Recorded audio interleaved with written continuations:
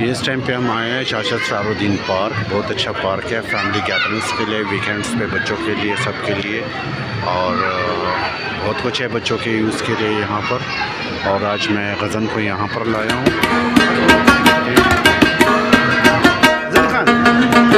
gudgeon तरागली पर तरागली और तो हमारे ठोली शर्मूली दिखा और चेयर की ना सिट डाउन, चेयर की ना सिट डाउन, की ना सिट